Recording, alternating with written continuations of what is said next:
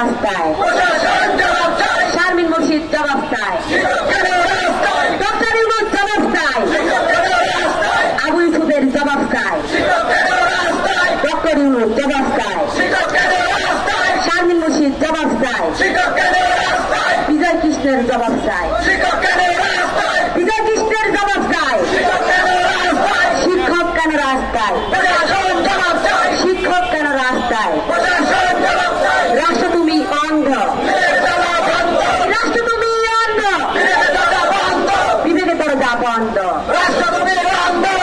দরজা বন্ধ, আমাদের সংগ্রাম চলছেই চলবে, শিক্ষক কেন রাস্তায়, শিক্ষক কেন রাস্তায়, প্রশাসন জবাব চায়, প্রশাসন জবাব চায়, রাষ্ট্র তুমি অন্ধ, রাষ্ট্র তুমি অন্ধ, বিবেকের দরজা বন্ধ, বিবেকের দরজা বন্ধ, লেগেছে রে লেগেছে, লেগেছে রে লেগেছে, রক্তে আগুন লেগেছে, রক্তে আগুন লেগেছে, জেগেছে আর জেগেছে, জেগেছে আর জেগেছে, আমাদের দাবি একটাই, আর নয় তাল বাহানা, আর নয় তাল বাহানা, বুঝে নেব 16 আনা, বুঝে নেব 16 আনা, শিক্ষকেরা এক হও, বৈষম্যকে কবর দাও, ছেলেমেয়ে এখনো তাদের কাছ থেকে হাত থেকে চলছে। এরকম করে যদি হয় আমাদের এই অবস্থা, বাবা মা একসময় ভুলে যাবে ছেলেকে মেয়েকে উচ্চ শিক্ষায় শিক্ষিত করা, আর এই মহামানব মহান যে পেশাটা, এই পেশা আর কোনো লোক নিজের ইচ্ছাতে নিতে চাইবে না, বাবা মাও বলবে এই পেশাটা তো গান নিও না, রিক্সা চলে খাও, ভ্যান চালিয়ে খাও, তাও ভালো আছে। কারণ একজন রিক্সা চালকের দৈনিক 1000 থেকে 1500-2000 টাকা ইনকাম আসে, আর আমাদের শিক্ষক এর আগে কোনোদিন আমরা বলতে পারি না ফ্যাসিস্টারি আমরা দেশকে দ্বিতীয়বার স্বাধীন করেছি। আমাদের দেশকে এখনো স্বাধীনতার মধ্যে আছে? আমরা কি যে আমরা একসময় কথা বলার বাক স্বাধীনতা হারিয়ে ফেলেছিলাম, নিজের ভোট দেওয়ার অধিকার হারিয়ে ফেলেছিলাম, হয়তো এইটুক আমরা মুক্তি পেয়েছি, কিন্তু আমাদের অধিকারকে আমরা ফিরে পেয়েছি?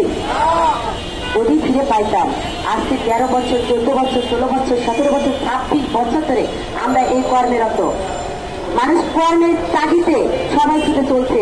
এই যে ভ্যান ড্রাইভার, রিক্সা ড্রাইভার, গাড়ি ড্রাইভার সবাই কর্মসংস্থান নিয়ে ব্যস্ত আছে, আর আমাদের কর্ম নিশ্চিত করার জন্য আমরা রাজপথে লড়ে যাচ্ছি দিনের পর দিন।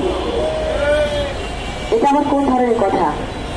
আগা বারে বারে বলে যায়, আমাদের তরুণ আমার ছেলেরা, বাংলার তরুণ ছেলেরা তাদের বুকের এক বুক তাজা রক্ত ছড়িয়ে গিয়েছিল এই বাংলার মানুষ যেন কথা বলার স্বাধীনতা ফিরে পায়, এই দেশ যেন সংযুক্তিকর হয়, এই দেশে যেন সংস্কার যুক্ত হয়।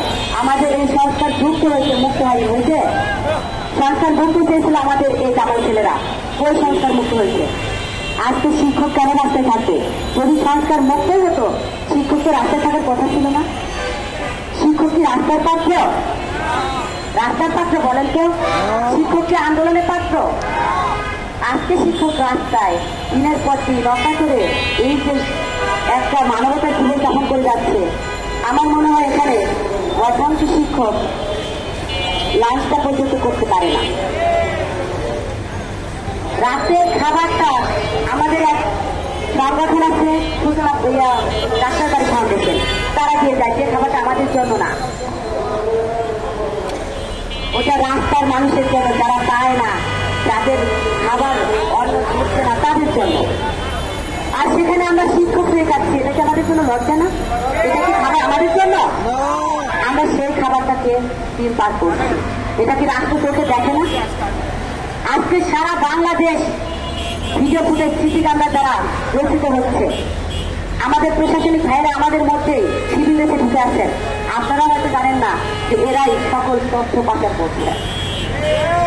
ওনারা তো সবই জানেন, আমরা যেখানে ওনারা তো বলেই যাচ্ছে যে আমরা এখানে কতজন আছি, কি করতেছি, কে আছি না না কে আছি, সবই কিন্তু উপর মহলে চলে যাচ্ছে, উপদেষ্টারা সবই জানে। প্রতিদিনের খবর প্রতিদিনই পায়, আমি হয়তো পাই না, আপনি হয়তো পান না, তারা কিন্তু বৃদ্ধি পায়। এসি করা রুমে বসে প্রতিদিনই তথ্য নিচ্ছেন, আপনার শিক্ষক আপনার জাতির বিবেক রাস্তায় কাটছে, আর আপনি এসি করা রুমে বসে বড় বড় লেকচার দিচ্ছেন সংস্কার মুক্ত বাংলাদেশ করব, এই দেশ থেকে সংস্কার করে নতুন বাংলাদেশ আমরা গড়ে তুলব। এমন কথা, এমন বক্তব্য আপনারা দয়া করে আর দিবেন না। যদি সেটা দিতে হয়, এই জাতির বিবেককে সসম্মানে ঘরে ফিরিয়ে দেন, তাদের কর্মসংস্থানে ফিরিয়ে দেন। আপনি একটা জিনিস মাথায় রাখবেন, এই জাতির বিবেক, তার মধ্যেও আমরা প্রতিবন্ধী বিদ্যালয়ের শিক্ষক যারা, তারা বিশেষ জাতির বিবেক। যে জাতিকে গড়ার জন্য আপনার সেই বিএসএফ বা বাংলাদেশ থেকে সর্বোচ্চ পিএইচডি নেওয়া, তো বাইরে থেকে পিএইচডি নিয়ে আসছে, ডক্টরের ডিগ্রি নিয়ে আসছে, সেও এই জাতির দায়িত্ব নিতে চায় না, যেটা আমরা শিক্ষকেরা নিয়েছি। এই বিশেষ সাহিত্য ছেলে মেয়েকে জন্ম দিলে আমার বোনকে বিপত্তি হতে হচ্ছে, তাদের ঘর থেকে, স্বামীর ঘর থেকে বিতাড়িত হতে হচ্ছে, আমার ভাইকে সমাজের কাছে কলুষিত হতে হচ্ছে।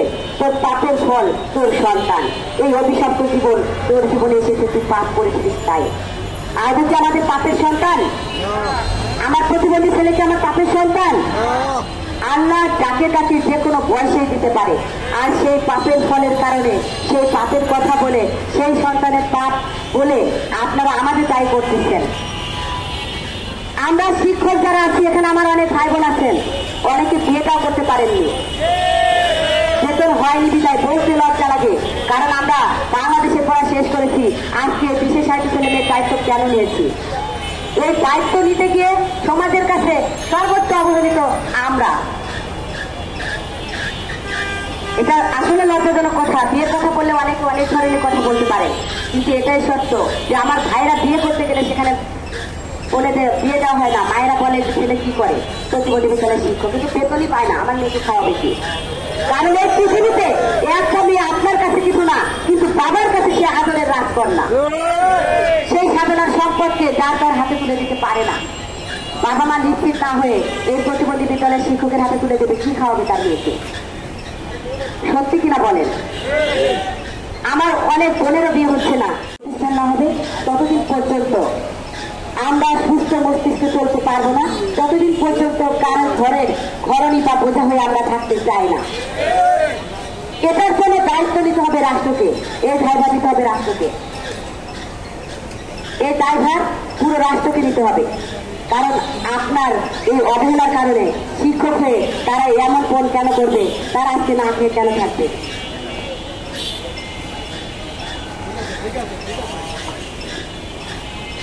আজকে এই জাতির বিবেক এমন ফোন করে যাচ্ছে দিনের পর দিন, এটা কি এমনি করে যাচ্ছে?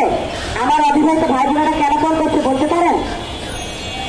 আমার এখনো অনেক বোন আছে এই চাকরি করতে এসে যখন শুনেছে যে শিক্ষক, তখন ধুমধামে 7 দিন আগে থেকে অনুষ্ঠান করে দিয়ে দেওয়া হয়েছে।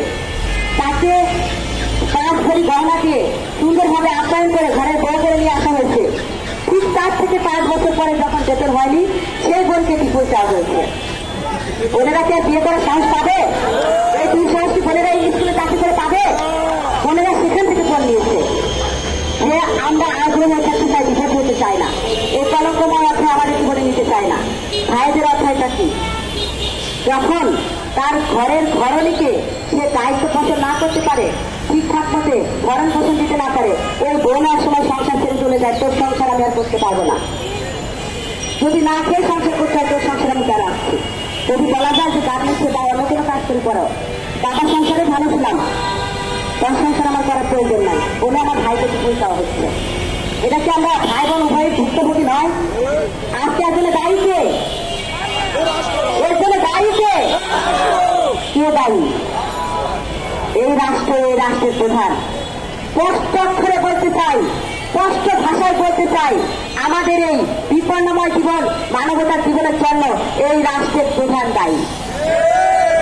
তাই এই কালেমার অধ্যায় রচিত করার জন্য অনতি বিলম্বে সকল শিক্ষক কর্মচারীর পাওয়া, সকল শিক্ষক কর্মচারীর পাওয়াকে প্রাধান্য দিয়ে, তারা তো অযৌক্তিক দাবি নিয়ে আসেনি, যৌক্তিক দাবি নিয়ে এসেছে।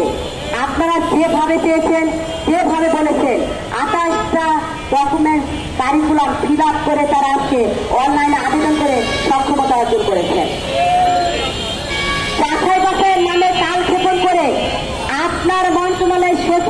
উপসচিব, সিনিয়র সচিব, যুগ্ম সচিব, সিনিয়র সচিব দিয়ে পরিদর্শন করেছেন। আদৌ সেই পরিদর্শন আদৌ শেষ হচ্ছে না। আপনার পরিদর্শন 460টাতে আজ সামিল হয়ে এখনো তারা রাস্তায় পড়ে আছে, এখনো সেই ফাইলগুলো আটকে আছে। এটা তো এই রাষ্ট্র আশা করেনি, এটা তো এই জাতি আশা করেনি। আমরা কি পাপ করেছিলাম? না দিলে বলে দেন, আমার বড় ভাই সালাম ভাই বলেছিলেন যে হয় এই প্রতিষ্ঠানগুলো মুক্ত দেন, না হলে নীতিমালা বন্ধ করে দিয়ে স্কুলগুলো বন্ধ করে দেন, দিয়ে আমাদের অভিশপ্ত জীবন থেকে মুক্তি দেন। কিন্তু ওনারা সেটা করতে পারবে না। উনি বলেছিল যে আমরা তোমাদের ভালো চাই, আমরা সবসময় চাই, কিন্তু প্রতিষ্ঠা আমরা অর্ডার পাই না।